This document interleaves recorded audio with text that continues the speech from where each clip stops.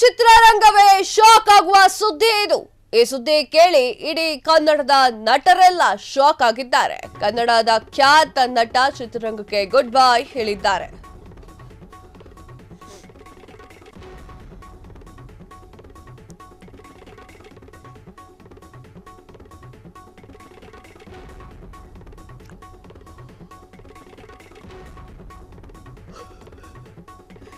ಖ್ಯಾತ ನಟನ ಮಗ ಚಿತ್ರರಂಗಕ್ಕೆ ಗುಡ್ ಬೈ ಹೇಳಿದ್ದಾರೆ. ಹಾಗಾದ್ರೆ ಆ ನಟ ಯಾರು, ಯಾವ ಕಾರಣಕ್ಕೆ ಚಿತ್ರರಂಗಕ್ಕೆ ಗುಡ್ ಬೈ ಹೇಳಿದ್ದಾರೆ? ಎಸ್, ಇದು ಇಡೀ ಚಿತ್ರರಂಗವೇ ಬಾಯಲ್ಲಿ ಬೆರಳಿಟ್ಕೊಂಡು ನೋಡುವಂತಹ ಸುದ್ದಿ, ಶಾಕ್ ಕೊಡುವಂತಹ ಸುದ್ದಿ. ಒಬ್ಬ ನಟ ಚಿತ್ರರಂಗಕ್ಕೆ ಗುಡ್ ಬೈ ಹೇಳಿದ್ದಾರೆ.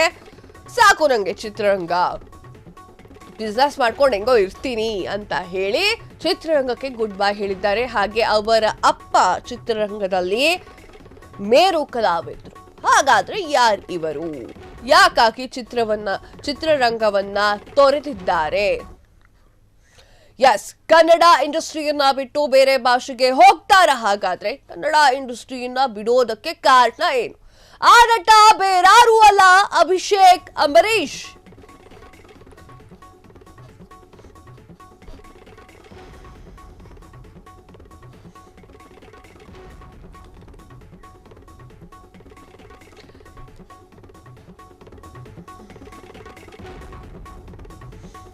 ಚಿತ್ರರಂಗಕ್ಕೆ ಗುಡ್ ಬೈ ಹೇಳಿದ್ರ ಅಭಿಷೇಕ್.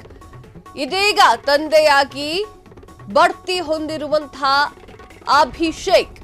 ಅಭಿಷೇಕ್ ಅಂಬರೀಶ್ ಸಿನಿಮಾದಿಂದ ದೊಡ್ಡ ಗ್ಯಾಪ್ ಅನ್ನ ತೆಗೆದುಕೊಂಡಿದ್ದಾರೆ. ಚಿಕ್ಕವನಾಗಿದ್ದಾಗ ಅಂಬರೀಶ್ ಸಮಯ ಕೊಟ್ಟಿರ್ಲಿಲ್ವಂತೆ. ಹಾಗಾಗಿ ನನ್ನ ಮಗುವಿಗೆ ನಾನು ಸಮಯವನ್ನ ಕೊಡಬೇಕು ಅಂತ ನಿರ್ಧಾರವನ್ನ ಮಾಡಿದ್ರ. ಹಾಗಾದ್ರೆ ಎಸ್, ಅಭಿಷೇಕ್ ಅಂಬರೀಶ್ ಅವರು ಚಿತ್ರರಂಗದಿಂದ ಗುಡ್ ಬೈ ಹೇಳ್ತಾ ಇದ್ದಾರೆ. ಒಂದಷ್ಟು ಸಿನಿಮಾಗಳ ಮೂಲಕ ತೆರೆಗೆ ಬಂದಿದ್ದಂತಹ ಅಂಬರೀಶ್ ಮಗ ಅಭಿಷೇಕ್ ಅಂಬರೀಶ್ ಈಗ ಚಿತ್ರರಂಗವನ್ನ ಬಿಡುವಂತಹ ನಿರ್ಧಾರವನ್ನ ಮಾಡಿಕೊಂಡಿದ್ದಾರೆ. ಚಿಕ್ಕ ವಯಸ್ಸಲ್ಲಿ ಅಂಬರೀಶ್ ಅವರಿಗೂ ತುಂಬಾ ಕೆಲಸಗಳಿರ್ತಿತ್ತು.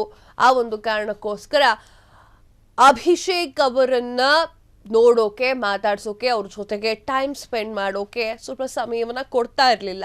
ಅದೇ ಕಾರಣಕ್ಕೆ ಈಗ ಏನಾದ್ರೂ ಅಭಿಷೇಕ್ ಅಂಬರೀಶ್ ತನ್ನ ಮಗುಗೂ ಯಾಕೆ ಹಾಗಾಗಬಾರ್ದು, ಹಾಗಾಗ್ಬಿಟ್ರೆ ಕಷ್ಟ ಅಲ್ವಾ ಅಂತ ಹೇಳಿ ಸ್ವಲ್ಪ ಸಿನಿಮಾದಿಂದ ದೂರ ಇದ್ದಾರಾ ಎನ್ನುವಂತಹ ಪ್ರಶ್ನೆಗಳು ಕೂಡ ಎಲ್ಲೆಲ್ಲೂ ಉದ್ಭವ ಆಗಿದೆ. ಆದರೆ ಏನೇ ಆದರೂ ಕೂಡ ಅವರ ಅಭಿನಯ, ಅವರ ಮಾತು ಎಲ್ಲವೂ ಕೂಡ ಅಂಬರೀಶ್ ತರಾನೇ ಇತ್ತು. ಸೊ ಅದನ್ನ ಒಂದಿಷ್ಟು ಜನ ಮಿಸ್ ಮಾಡ್ಕೊಳ್ತಾರೆ.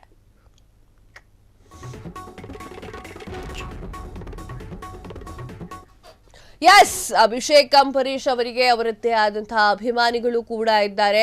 ಅವರ ಒಂದೆರಡು ಸಿನಿಮಾಗಳು ಕೂಡ ಮಸ್ತ್ ಹಿಟ್ ಆಗಿದೆ.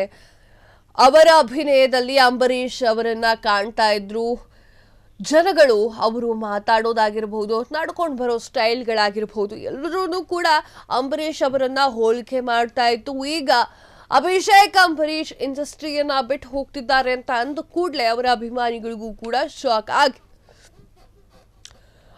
ಅಭಿಷೇಕ್ ಅಂಬರೀಶ್ ಅವರು ಈ ಒಂದು ಇಂಡಸ್ಟ್ರಿಯನ್ನ ಬಿಟ್ಟು ಹೋಗಬಾರ್ದು ಅಂತ ಹೇಳಿ ಒಂದಿಷ್ಟು ಜನ ಕಮೆಂಟ್ ಮಾಡ್ತಾ ಇದ್ದಾರೆ.